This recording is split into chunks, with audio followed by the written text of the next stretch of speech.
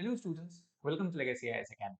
Today we are going to discuss about India's crude oil import from Russia and how it has led to a gain of almost rupees 35,000 crore rupees for the Indian industries and Indian refiners, and coincidentally this is also almost similar to the amount of money that we have shelled out for buying the advanced S-400 missile defense system for Russia. So basically, the gain that India has got from its crude oil import and the money that it has to sell out for buying S-400 defense system from Russia are almost equal or similar in the value.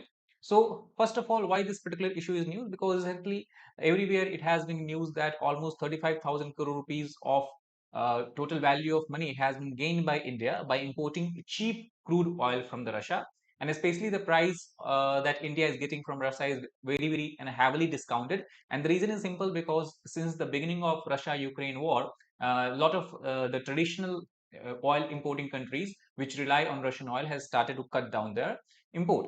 So India basically went on a bargain hunting for the Russian crude, and as the war and conflict prompted Moscow's traditional buyer to sell those barrels.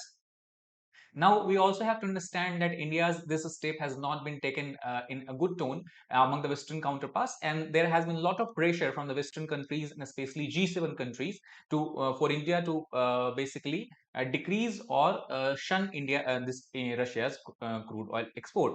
However, despite this pressure from developed nation, India still is continuing in purchasing Russia's oil.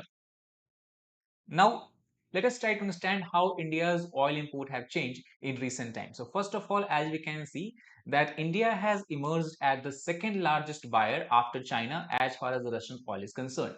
And this we can understand from this particular figure, that if you compare on the year-on-year basis, in year 2021, that is in the last fiscal year, it was only Russian oil was making only 1% of total India's crude oil import, while in this particular year 2022, especially after the end of February, the Russian oil contribution in India's import has risen to almost 12%. In terms of value, we can see that last year India imported almost $1.3 billion value of Russian oil, while this year it has imported $11.2 billion of Russian oil. And in terms of the crude oil volume, we can understand that as last year India has just imported 20,000 barrels per day between April to August from Russia, while in the same year, India now is importing 7,57,000 barrel per day between the April to August of this particular year. So in between April to August, the overall change on the year-on-year basis between Russia's oil export to India has risen from 0.5% to almost 16%, and on the full year basis, it has risen from almost 1% to the 12%. And this we can easily capture, and we can observe on the graph itself. Like this blue line, as you can see, represents India's oil import from Russia in last year, and as you can see, somewhere it was hovering between 275 or 300 to almost 400 this we can say million barrels. However, in this year, as we can see, especially after the end of February when Russia's war started, India's crude oil import has risen manifold from 269 to almost 3,393 million barrels. In terms of percentage change, we can see there is a percentage change of 1599% almost, and this is data that has been sourced from the Commerce Department of India itself. So there is a very significant changes that we can see that has occurred in the overall oil import basket of India due to the Russia-Ukraine war. So what was the traditional oil basket of India look like? So as you can see from this particular chart, generally, if we take a data from 2013 to almost 2020 even, there has not been significant changes. We can see the Iraq, Saudi Arabia, Iran, Venezuela, Nigeria and UAE. These were the 6 major countries who were contributing maximum to the oil import of India. And whatever changes that used to happen within this last decade in that oil basket of India was basically sometimes Saudi Arabia come on first position or sometimes Iran goes on second position. So whatever changes we observed were happening within these countries itself. It is for the first time in the last 16 years, we can say, that Russia has emerged as the largest exporter of crude oil to India. So basically, what it has done indirectly, it has led to decline of oil import for India from OPEC countries and increase in oil import from the non-OPEC countries. And this we can also see from this graph here. The blue this blue pillar represent OPEC countries and the red pillar represent non-OPEC countries. And as we can see, since 2001, to almost year 2021, we see a continuous upsurge or continuous increase in the amount of oil import from the OPEC countries. Now it is between 2022-2023, we can see the share of this red pillar or the red line has increased, indicating that Russia's oil to India has also increased significantly, and the share of OPEC oil import to India has declined substantially. Now, what are OPEC? OPEC stands for oil and petroleum exporting countries. It is a group of countries which are located in the Arabian Peninsula, in the African continent, as well as two countries from the South America. The membership of OPEC, as we can see, is mentioned here. In South America, we have Ecuador and Venezuela.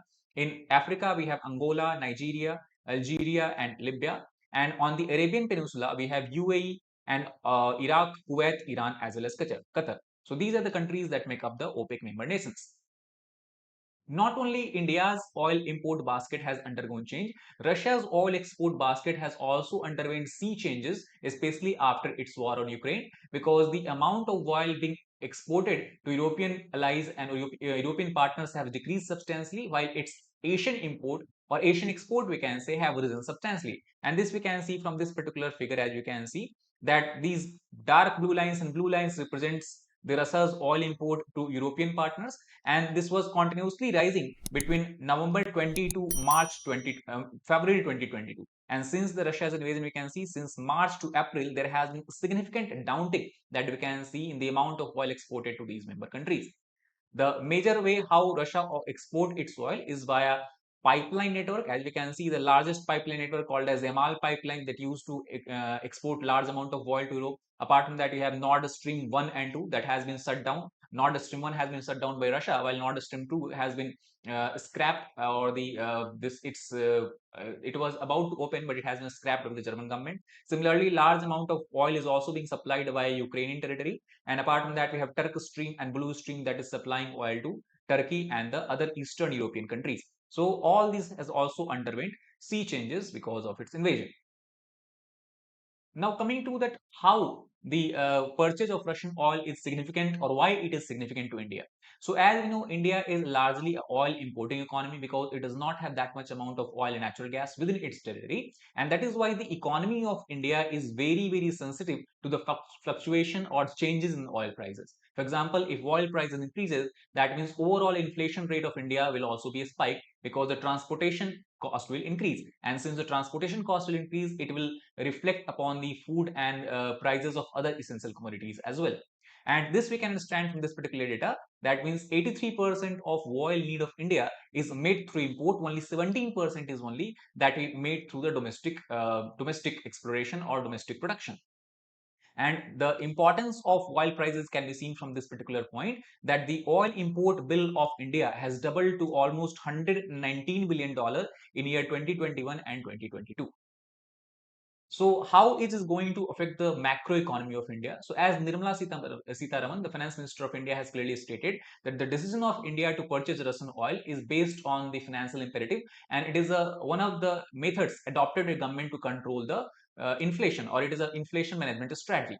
And in that scenario, what we can understand that the import of Russian oil at cheaper prices can lead to decrease in the current account deficit of India. And if the current account deficit of India decreases, that means there will be low demand of US dollar. And if there is a low demand of US dollar, it will also help in shoring up, or at least will prevent the decline of the forex reserve of India. This is also a very important point, because if you go and look at the figure released by RBI, since the invasion of Russia on Ukraine, we can see there is a clear downtick or continuous decline of forex reserve of India. India has lost almost $40 billion of forex reserve in these 6-7 months.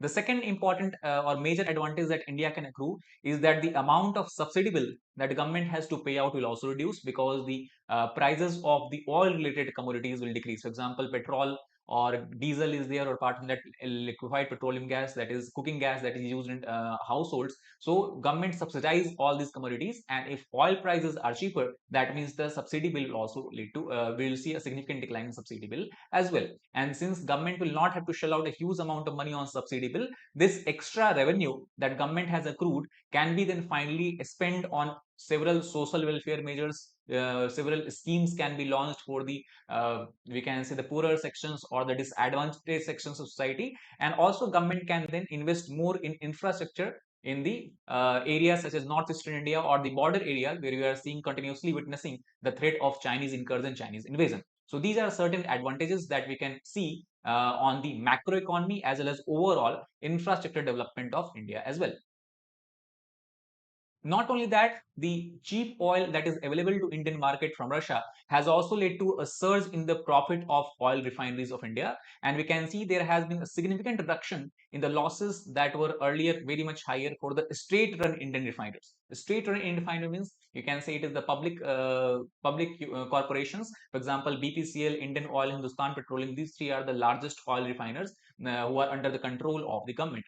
And apart from that, the private enterprises such as Reliance Industries Limited and the Naira Energy, they have also increased their profit, increased their revenues due to the availability of the cheaper crude oil, and that is why the overall margin between the crude oil and the oil products have significantly increased. And it is due to these reasons the profit that has been showed up or accrued up by these private companies, the government has recently decided to impose a windfall tax on these companies. If you want to know more about windfall tax, we have made already a video on the windfall tax, that what is the rationale behind this and what are the effects of windfall tax on the economy as well.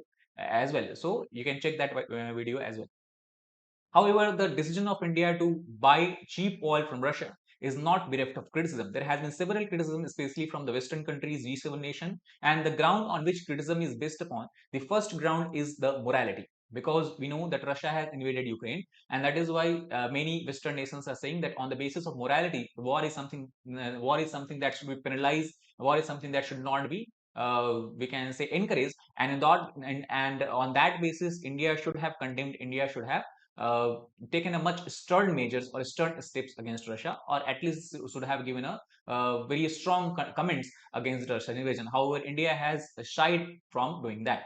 Second is the basis of criticism is that because Western countries have went on a frenzy of putting a lot of sanctions on Russia, and the import of oil from Russia by both China as well as India basically blunts the edge of Western sanctions, and that is why, despite so much sanctions, Russia's economy is believed to be doing relatively much more well as compared to or as expected in the early times. And the main reason is because it has increased its share of oil output, oil export to African and Asian countries as compared to European and American countries.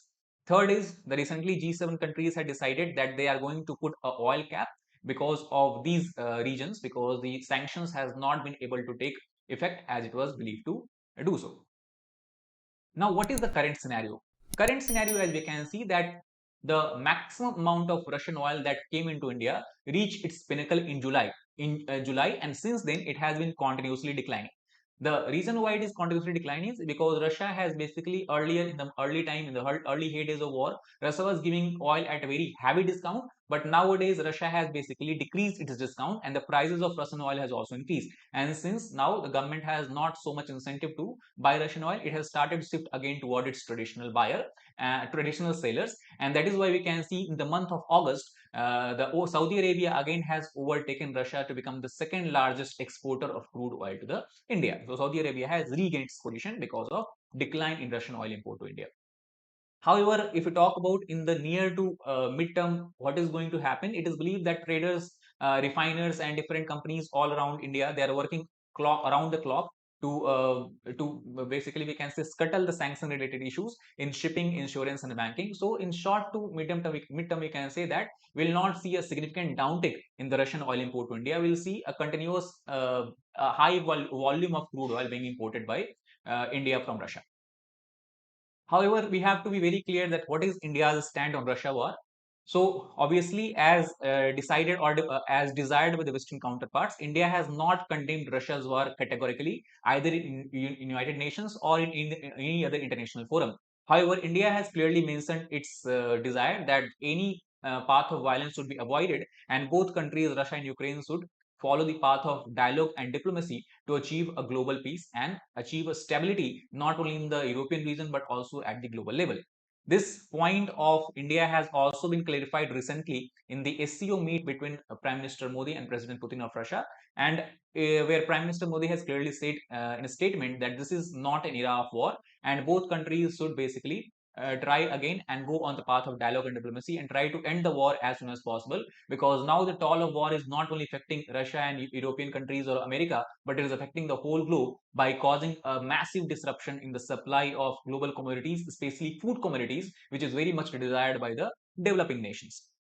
The similar stand has also been clarified in UN as well. And recently we can see there has been slight shift because as far as UN voting is concerned, up till now, India was abstaining from any vote procedure that was between about the Russia-Ukraine war. However, recently, when the UN vote was concluded, where it was decided that whether President Zelensky of Ukraine should be allowed to appear or attend the session of UN General Assembly via video conferencing, Russia was against it. However, India has voted in favor of allowing President Zelensky to take part in the United Nations General Assembly session. So this is for the first time that India has diverged from its original path of abstention to voting in favor of Ukraine or voting against Russia.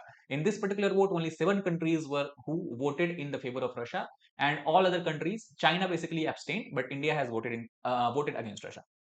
So what we can say in conclusion is that India's purchase of Russian oil should be seen as an economic decision that is based on the principle of national interest. And this has been clearly said many times even by the External Affairs Minister S. Jayanagara himself, that India's interest, first of all, what India has to think about is the interest of its own people, interest of its own citizens. And that is why whatever is best for the national interest of India, government should do. And that is what government is doing. It is importing a lot of crude oil because it is available at cheaper prices, and if the government does not do so, then it can lead to massive inflation in India, which can disrupt overall the life and the society of India as well. And of course, as far as the war is concerned, as we know that India is a country that has never invaded any country in its historical time, and that is why, as far as morality is concerned, obviously it can never support any war, and it has been reflected in its statement that India has given in UN as well as other international forum as well. So that is all about today's issue. I hope you understood about the whole nitty-gritty of India's oil import from Russia and its multidimensional effect. That is all for today. Thank you very much.